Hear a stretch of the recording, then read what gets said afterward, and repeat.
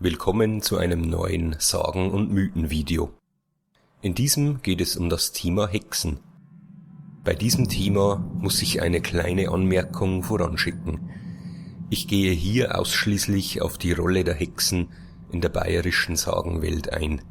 Das Thema Hexen und Hexenglaube an sich ist sehr vielschichtig und komplex und würde daher jeglichen Rahmen sprengen. Zur Einstimmung möchte ich wieder eine kleine Sage erzählen.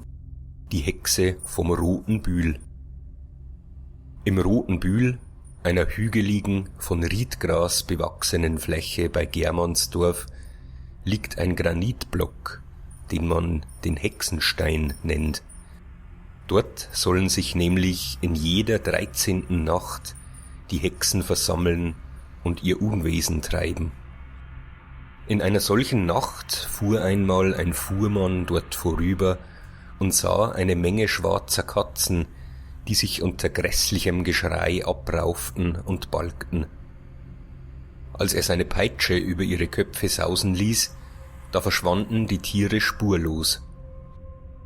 Nach Jahren machte dieser Fuhrmann mit einigen Nachbarn eine Wallfahrt nach Altötting. Auf ihrer Reise kehrten sie in einem Dorfwirtshause ein. Eine alte, einäugige Wirtin bediente sie und fragte sie nach ihrem Woher und Wohin.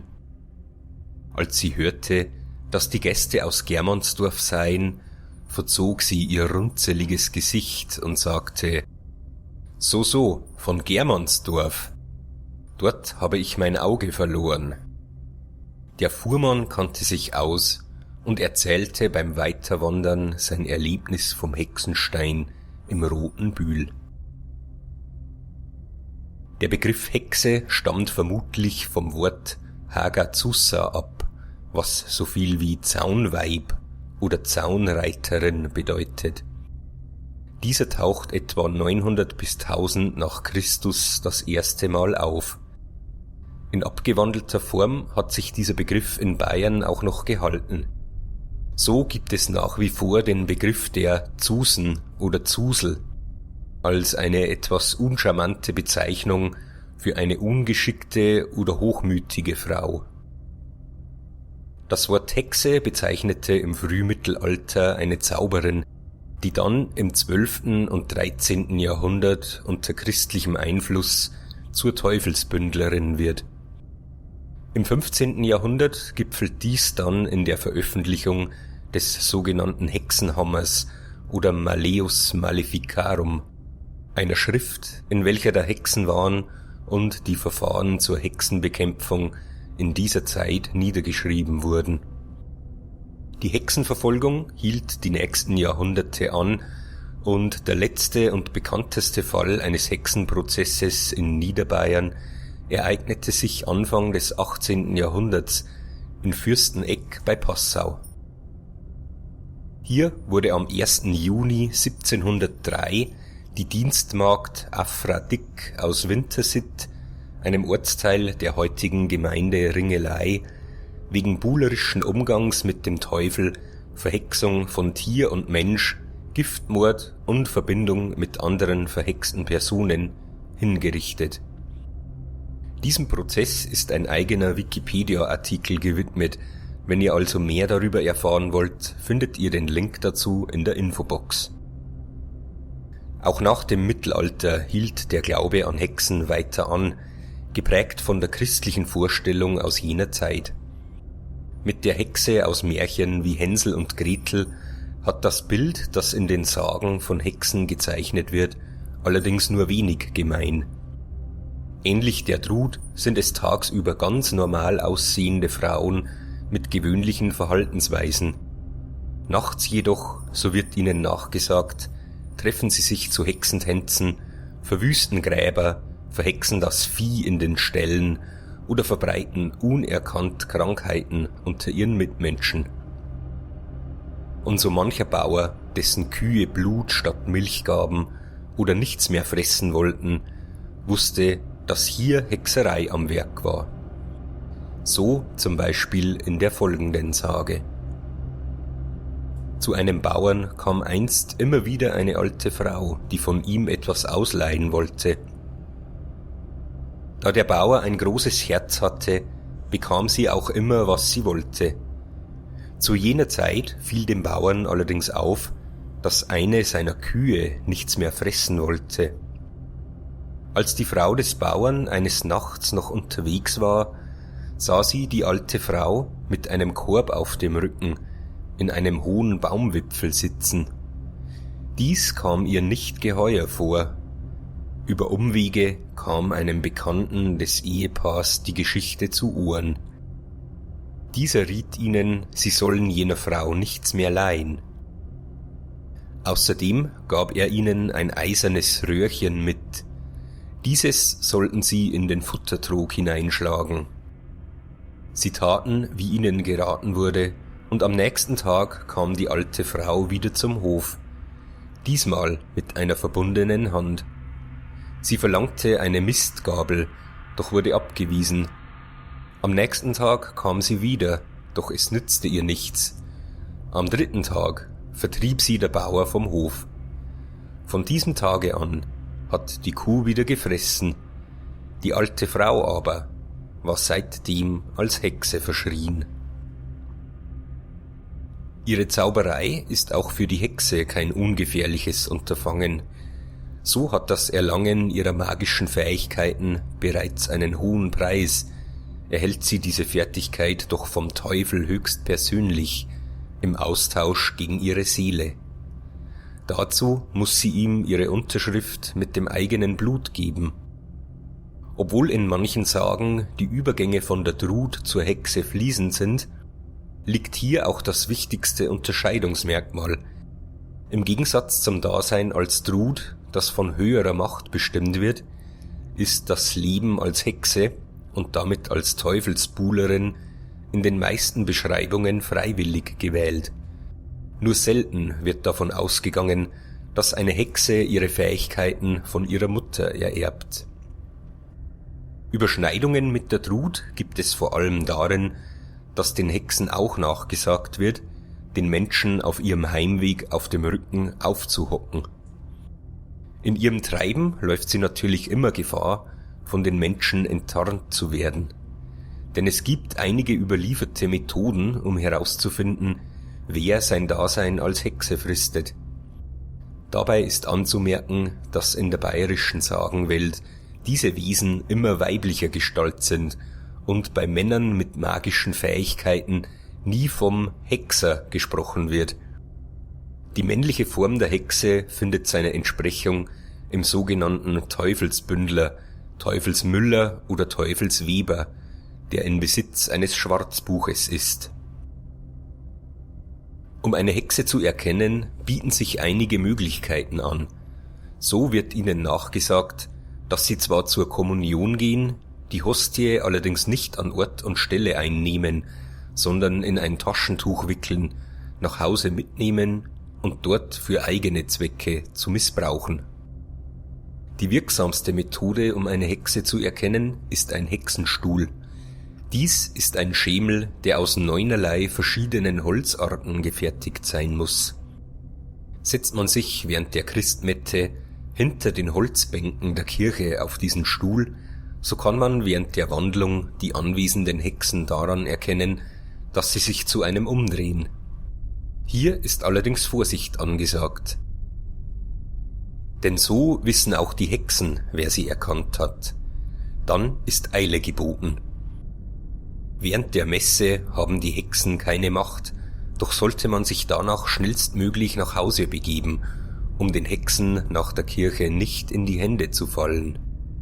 Auch sagt man, dass man in der Mettennacht Hexen anlocken kann, wenn man an einer Kreuzung oder einer Apsitz einen Kreis zieht, diesen mit Weihwasser besprengt und sich hineinstellt, wie in der folgenden Sage.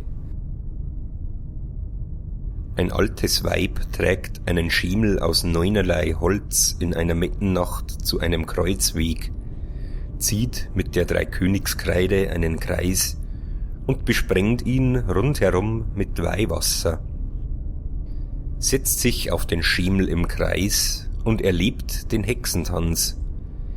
Die Hexen bedrängen sie mit allerlei Versprechungen, aber die Frau übersteht die Versuchungen und wird endlich vom Taganläuten erlöst.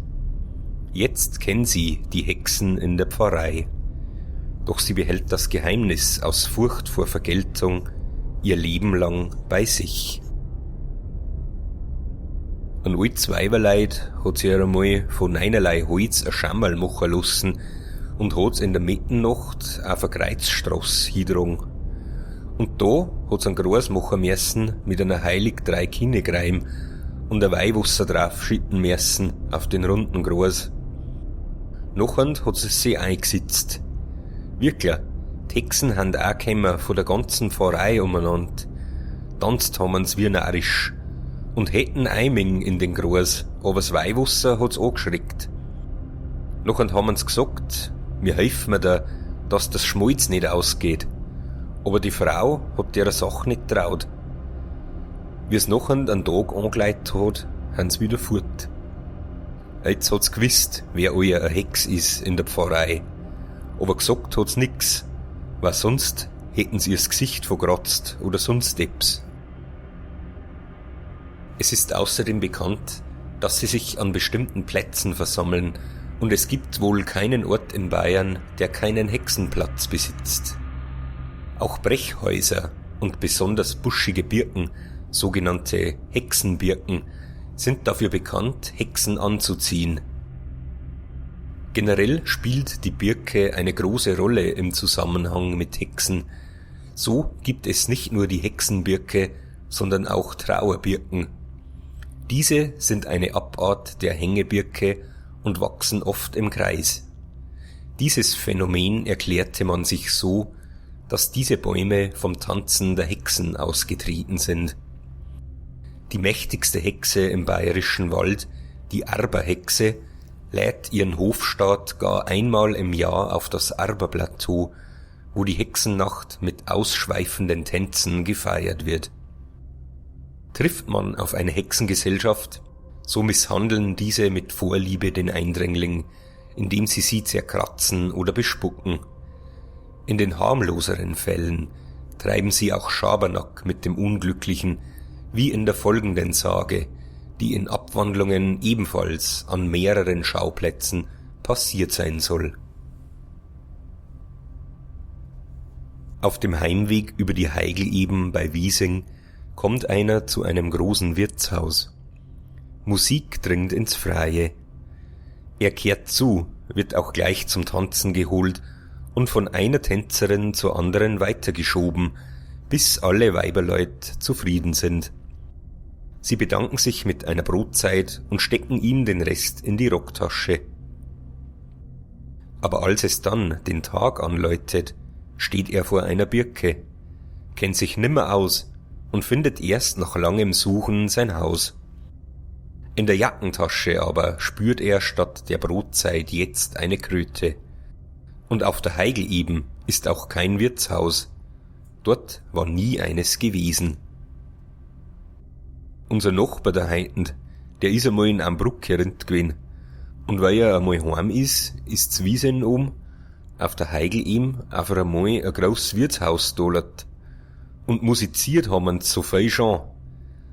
Jetzt hat's ihn reingedreht. Ist er rein. Hat ihn gleich eine genommen und mit ihm tanzt. Und die eine hat ihn auch schon genommen. Wo ihn eine auslassen hat ihn die eine schon wieder genommen. Und hat mit einer tanzen müssen. Dann haben sie ihm etwas zu essen gegeben. Und ein Stickerl haben sie ihm noch in die Rocktaschen reingeschoben. Und danach, hat's einen Tag angelegt. Jetzt ist er vor einer grossen Birkental gestanden. Und hat sich überhaupt nicht mehr auskennt, wo er ist. Ist er heim, hat sich niedergelegt und ist bald wieder wach geworden. Hat er sich denkt, mag ich doch noch schauen, wo sie in meiner Rocktaschen für eine Brotzeit drin haben. Jetzt ist's ein Brode gewesen, ein Brot. Das hat er oft verzeiht. Und auf der Heigel eben ist überhaupt kein Wirtshaus da gewesen. Besonders berüchtigt für Hexenaktivitäten ist die sogenannte Walpurgisnacht vom 30. April auf den 1. Mai, Walpurgisnacht, weshalb sich in vergangenen Zeiten in vielen Orten Bräuche eingebürgert haben, vor der Woiperlnacht Zweige und Grasmosen vor die Stalltüren zu legen, um das Vieh vor Hexen zu schützen. Wurden die Kühe verflucht, äußerte sich das meist darin, dass diese entweder nichts mehr fressen oder Blut statt Milch geben. In diesem Fall, sagt der Volksmund, soll man einen Gegenstand, der damit zusammenhängt, durchbohren. Durch diesen Vorgang wird die Hexe ebenso in Mitleidenschaft gezogen wie der durchstoßene Gegenstand, und der Fluch ist aufgelöst. Doch nicht nur die Tiere können vor Hexen geschützt werden, auch dem Menschen bieten sich einige Möglichkeiten der Abwehr. Die wichtigste Regel ist, dass man ihnen nichts ausleihen darf, da sie sonst so Macht über einen gewinnen.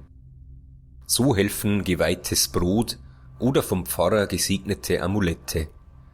Trifft man auf eine Hexe, so soll man rechts daran vorbeigehen und in Gottes Namen sagen und auch für den Rest des Tages nichts vom Boden aufheben.